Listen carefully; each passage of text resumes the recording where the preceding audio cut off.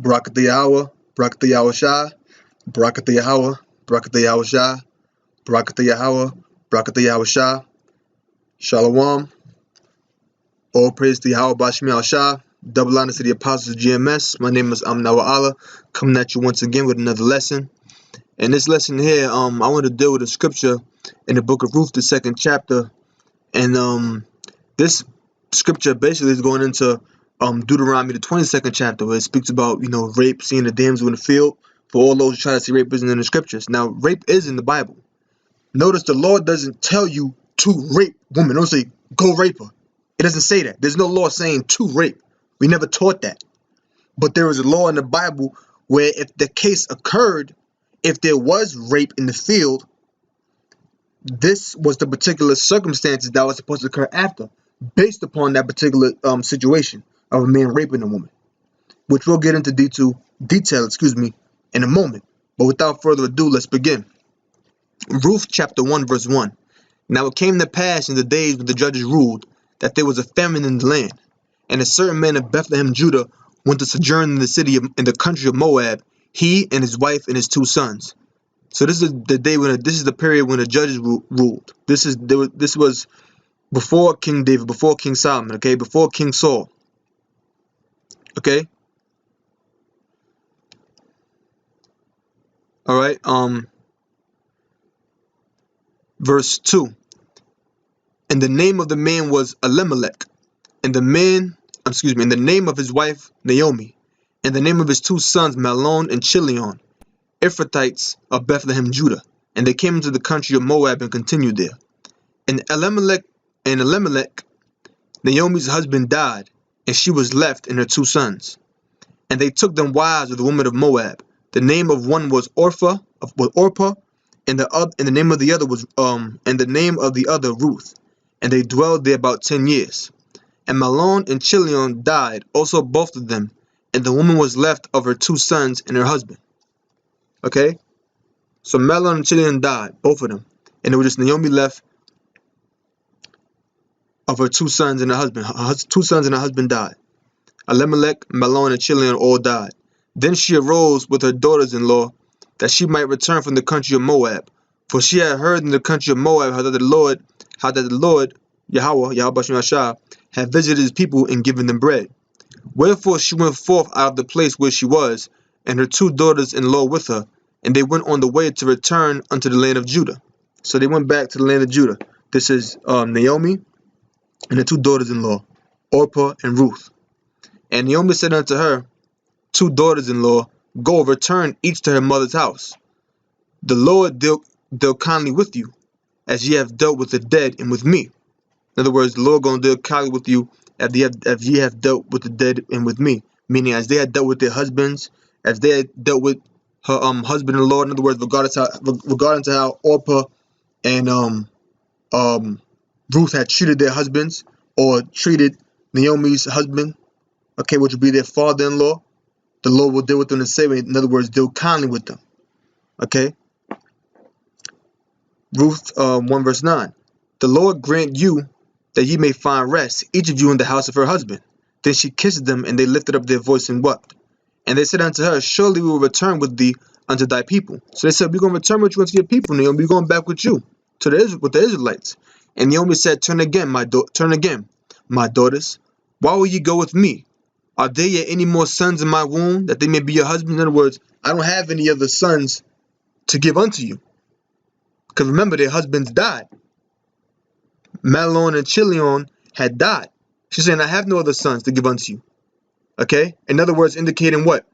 Orpah and Ruth, they were childless. So she's saying, I have no other sons to give unto you.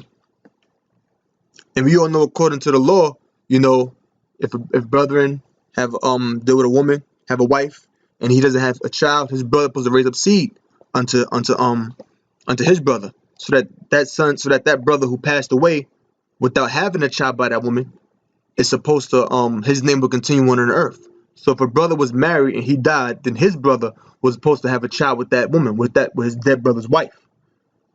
And that child was supposed to name after his dead brother, so that his name would be continued throughout the earth. Okay?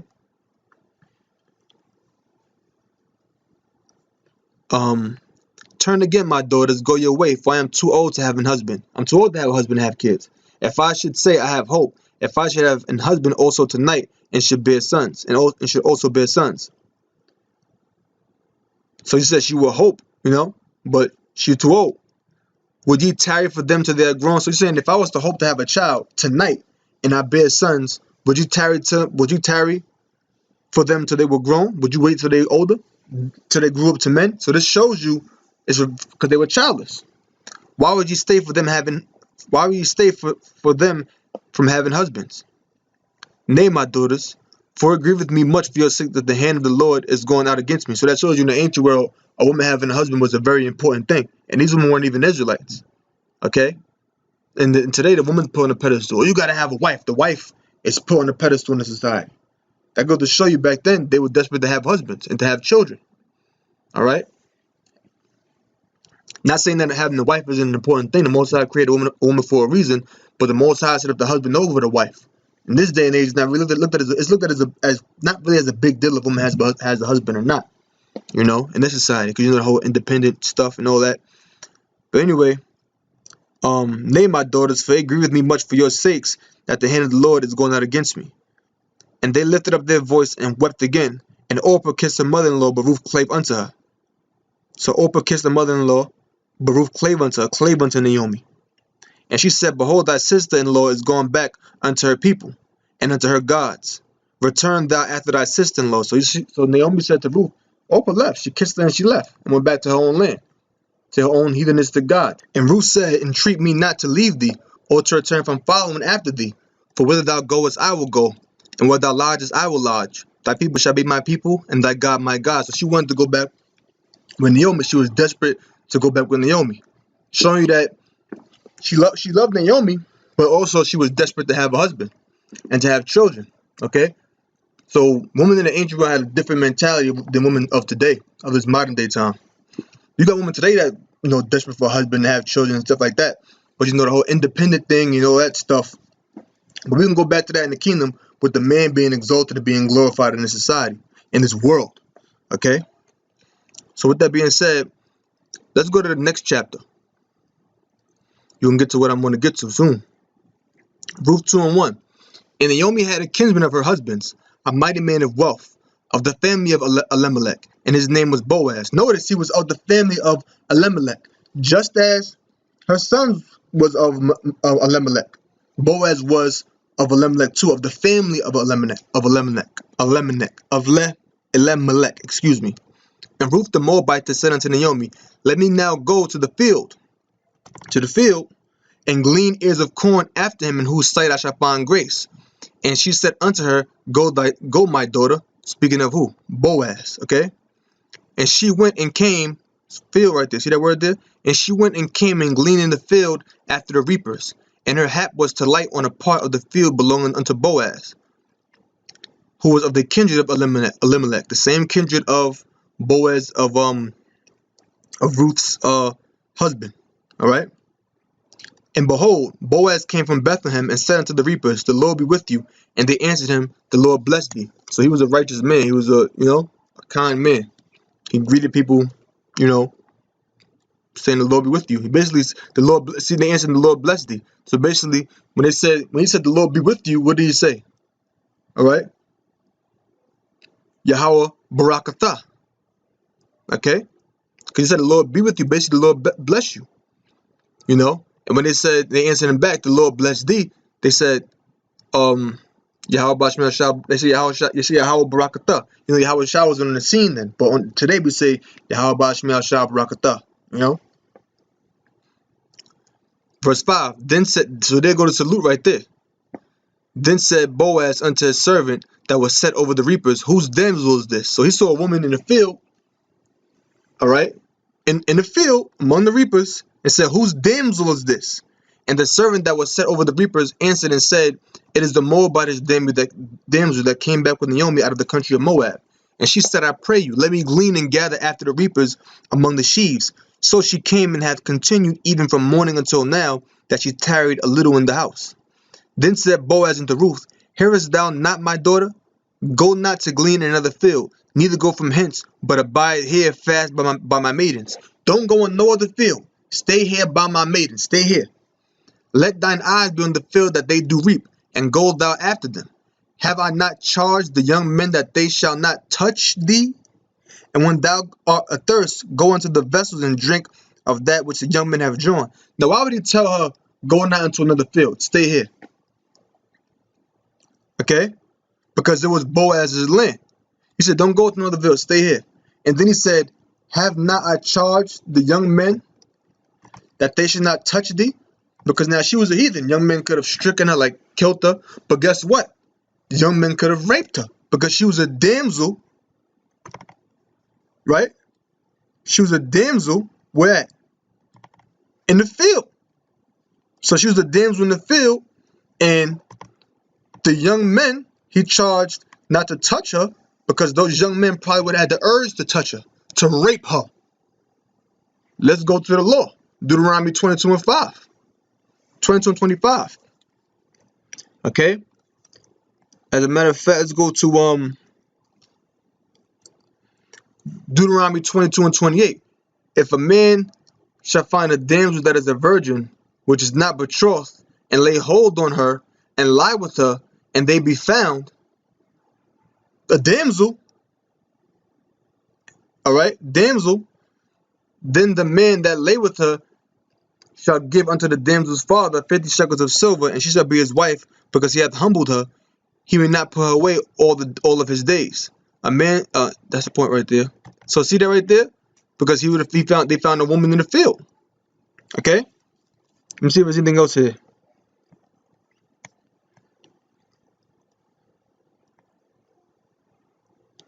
Been 1 second.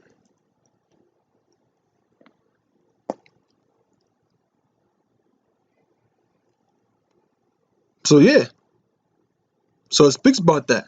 So it says, if a man find a damsel, it's talking about a damsel in the field. Because when you read up, it's talking about the same thing.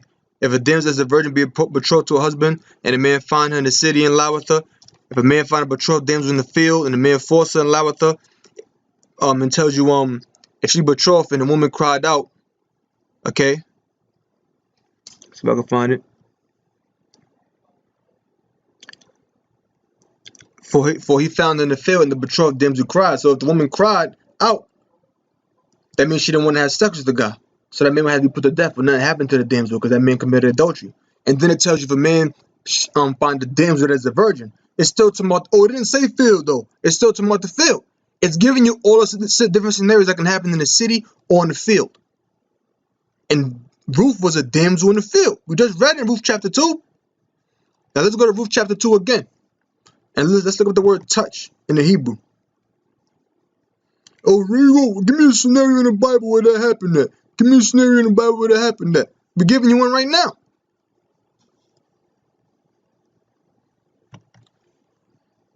Okay? The Hebrew word there is nagai. Okay? That's an I right there. Sound. You know, it's that I sound. And it says, to touch, reach, strike. To touch, to strike, to reach, extend to be stricken. Stricken, to be stricken. Be defeated, to strike, to be stricken. To cause to touch, reach, approach, arrive. To cause to touch, apply, to reach, extend, attain, arrive. Come, to approach of time, to befall of fate. And when you go up, what else does it say? And when you go down, it says, noga, a primitive root, properly to touch, i.e., lay the hand upon. See? Lay hand upon her. Don't it say that? If I'm not mistaken. If I'm not mistaken, that word might be there. It might be there. But even if it ain't, it's no, lay hold there, as a matter of fact. Lay hold is there. Okay? See? Same scripture. Lay hold on her. See? But what else does it say? Lay the hand upon for any purpose. Euphemistically, to lie with the woman. See that? To lie with the woman. So when you go to Ruth, the 2nd chapter, when it says, did I not command the young men not to touch thee? He told them, don't touch it, leave her alone. Because why? That was Boaz's field, showing you that you couldn't just run up in anybody else's field and just rape a woman. You couldn't be on some other man's property and see a damsel over there and you know, shit, see that damsel over there 200 feet away? So no, I'm gonna go over there and grab her. You can't do that. That's somebody else's property. You defiling his property. You can't just do that. You know, it's property laws in the scriptures. You know? But whatever scripture got the word Nagah in it. Okay? Deuteronomy 14. Some of that is referring to touching. Because it could refer to physical touch, like, oh, just touching it. Because right here, Deuteronomy 14:8. And the swine, because it divideth the hoof, yet cheweth not the cud, it is unclean unto you. You should not eat of their flesh, nor touch their dead carcass. And you go to that word, I'm not going to click on it, I'm just going to show you it. You got the word touches, Nagai, same thing. Genesis 20:6. And the Most High, Yahweh Bashmel Shah, said unto him in a dream, talking about Abimelech, who wanted to deal with Abraham's wife. I'm going to start up verse 1. And Abraham journeyed from thence toward the south country, and dwelled between Kadesh and Shur, and sojourned in Gerar. And Abraham said of Sarah his wife, she is my sister. And Abimelech king of Gerar sent and took Sarah. But the Most High came to Abimelech in a dream by night, and said to him, behold, thou art but a dead man, for the woman which thou hast taken, she is a man's wife. But Abimelech had not come near her. And he said, Lord, wilt thou slay also a righteous nation? Said he not unto me, she is my sister? And she, even she herself, said, he is my brother. In the integrity of my heart and innocency of my hands have I done it. In other words, I didn't know that she was married to him. And the Most High said unto him in a dream, yea, I know that thou didst this in the integrity of thy heart. I know you didn't know, for I also withheld thee from sinning against me. And Moses said, I know you didn't do this deliberately. You really thought that wasn't his wife. I know. But that's why I withheld you from sinning against me. That's why I withheld you from laying with her. Therefore suffered I thee not to touch her. All right, if you brothers see like, if you brothers see like a skip or anything of the sort, I had to close out certain tabs because the internet was moving slow, and I had to bring up what I needed. So let me continue with the lesson. Ruth chapter 4 verse 1. Then went Boaz up to the gate and sat him down there, and behold, the kinsman of whom Boaz spake came by, unto whom he said, ho, such a one, turn aside, sit down here. And he turned aside and sat down. Let's go to Ruth chapter 3. What do you mean by kinsman? Now this is when Ruth had came unto Boaz by night. I'm just going to go right to the point. I don't want to read too much. It says, and it came to pass at midnight that the man was afraid, talking about Boaz. He's like, who the hell is here? Who's in here? Okay? Because you know he had eaten, he had drank, he was drunk, he had lied down. And she came in softly, right? It says, and it came to pass at midnight that the man was afraid and turned himself, and behold, a woman lay at his feet. And he said, who art thou? And she answered, I am Ruth, thine handmaid. Spread therefore thy skirt over thine handmaid, for thou art a near kinsman. In other words, lay with her, have sex with her, because she's near kinsman. Near kinsman of what? Because he came out of the family of Elimelech, and her husband, her husband as well as Orpah's husband, had came out of that same line of Elimelech. And Elimelech was the husband of Naomi. So they had to have children with someone that was near unto kin. And he said, blessed be thou of the Lord, my daughter, for thou showed more kindness in the latter end than at the beginning. And as much as thou followest not young men, whether poor nor rich. So she could have went after other men, you know, young men, poor or rich. So he's saying, oh, so basically what she did was a righteous thing, you know. She went after someone that was near kinsman. And now, because she could have got with younger men, or, you know, a person somebody else who was rich, or a young man who was rich, or a young man who was poor. But she had to have a child of that line of Elimelech, and that's in the law, you know.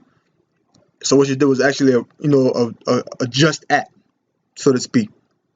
And now, my daughter, fear not, I will do thee all which in the kingdom of heaven, the other nations have to keep the laws anyway.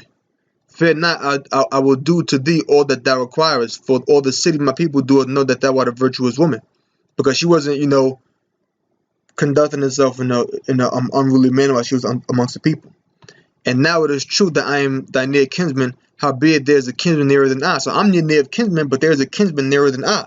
Meaning I'm with the family line of Elimelech, but there's kinsmen who are nearer unto Elimelech than I am. Closer. You understand what I'm saying? Like, for example, Elimelech could have had a brother and his brother could have had a child, right? That would have been Elimelech's nephew. Now, uh, Boaz could have been like Elimelech's one of his distant cousins, so to speak. You know what I mean? He could have been like one of his distant cousins. I'm just using that as an example. He was more his family, his relationship to Elimelech in regards to genealogy was not as near as other kinsmen. Okay? Tarried this night, like for example, Yahushua had brothers, right? They were nearer unto Yahushua was than John the Baptist, because John the Baptist was Yahushua's cousin. You understand what I mean? They were nearer unto him physically, regarding to at least to his brothers that weren't in the truth, they didn't believe. Tarried this, showing you that Yahushua wasn't born of a virgin birth, because if so, obviously his brothers that didn't believe would have believed. Tarry this night, and it shall be in the morning, that if he will perform unto thee the part of a kinsman, by laying with her, having sex with her, well, let him do the kinsman part. But if he will not do the part of a kinsman to thee, then I will do the part of a kinsman to thee, as the Lord liveth, lie down till the morning. So he's saying, if you don't play the part of kinsman unto thee, I'm going to play the part of the kinsman unto thee. Okay? So now, let's go to Ruth 4:1. Then when Boaz up to the gate and sat him down there, and behold, the kinsman of whom Boaz spake came by, unto whom he said, Ho, such a one, turn aside, sit down here. And he turned aside and sat down. And he took 10 men of the elders of the city and said, Sit ye down here, and they sat down.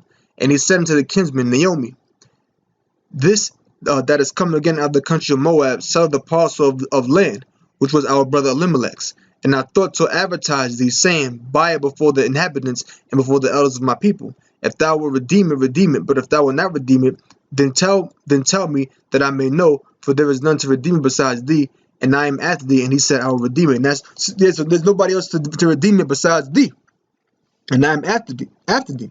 Okay, so you had kinsman that was near unto him, that was nearer unto Elimelech than he was. There's nobody else that can redeem it besides thee. Okay, so he's speaking to the kinsman now. He's saying, there is none that can redeem it besides thee, and I'm after thee. In other words, you're closer to Elimelech than anyone else here. You're closer to him now than I am. If you can't redeem it, then I have to redeem it. And that's a law in the scripture too. It speaks about that. Like if a man has land, then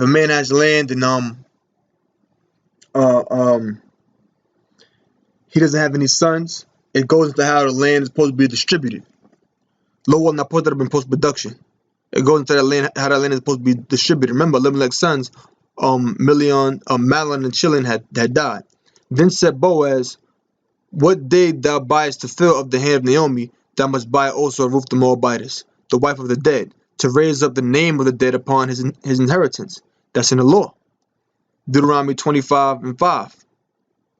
If brethren dwell together and one of them die and have no child, the wife of the dead shall not marry without unto a stranger. So that's why he said, you have done a kind thing. You didn't go to young man, rich or poor. Now, Elimelech had sons, but his sons had died. So there was no other sons left. That's why Naomi said, I ain't got no kids in my womb to raise up, to raise up. No sons to raise up for you to wait for them until they became men, to lie with you. The wife of the dead shall not marry without unto a stranger. Her husband's brother shall go in unto her, and take her to him to wife, and perform the duty of an husband's brother unto her. And it shall be that the firstborn which she beareth shall succeed in the name of his brother which is dead, that his name be not put out of Israel. And to finish it off, it said, and the kinsman said, I cannot redeem it for myself, lest I mar my own inheritance. Redeem thou my right to thyself, for I cannot redeem it. He said, I can't redeem it. You do it. Now this was the manner in former time in Israel concerning redeeming it, concerning changing. For to confirm all things, a man plucked off his shoe and gave it to his neighbor, and this was a testimony in Israel. Therefore the kinsman said unto Boaz, Buy it for thee. So he drew off his shoe. And Boaz said unto the elders and to all the people, Ye are witnesses this day that I have bought all that was Elimelech's, and all that was Chilion's and Mahlon's of the hand of Naomi. Moreover, Ruth the Moabitess, the wife of Mahlon, have I purchased to be my wife, to raise up the name of the dead upon his inheritance, that the name of the dead be not cut off from among his brethren, and from the gate of his place, ye are witnesses this day.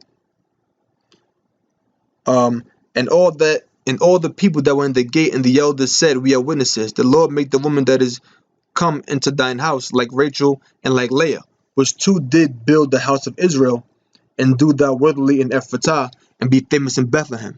And let thy house be like the house of Perez, whom Tamar bare unto Judah, of the seed which the Lord shall give thee of this young woman. So Boaz took Ruth, and she was his wife. And when he went in unto her, the Lord gave her conception, and she bare a son. And out of this line, King David came out of this line. Okay, I'll read a little bit. I'll read down to it. And the woman said unto Naomi, Blessed be the Lord, which hath not left thee this day without a kinsman, that his name may be famous in Israel. And he shall be unto thee a restorer of thy life, and a nourisher of thine old age, for thy daughter-in-law, which loveth thee, which is better to thee than 7 sons, hath borne him. And Naomi took the child and laid it in her bosom, and became nurse unto it. She nursed the child. And the woman, her neighbors gave it a name, saying, There is a son born to Naomi. Notice, even though Ruth was a heathen, why would it say there was a son born to Naomi? You see that? See that? Because Ruth wasn't a Jake. Brother Purvis wasn't a Jake. And they called his name Obed. He's the father of Jesse, the father of David. And to end it off, I'm going to go to the scripture right back here. Genesis 20:6, when it says, the Lord has suffered him not to touch her. Remember, I went to that before. I want to go to that word touch in the Hebrew. It's nagah. And to show you that it's still, talking about, sex. Okay, lying down with the woman, because touch can mean many things. But according to this passage, nagai, if I just said nagai, I'm going to say nagai, is referring to sex. You go right down, it's had the same definitions, to touch, reach, strike, reach, so on and so forth. And it says, lay the hand upon for any purpose, euphemistically, to lie with the woman. So with that, I hope brothers learned something. I'm going to say shalom. All praise to Yahweh Shem Yahushua. Shalom.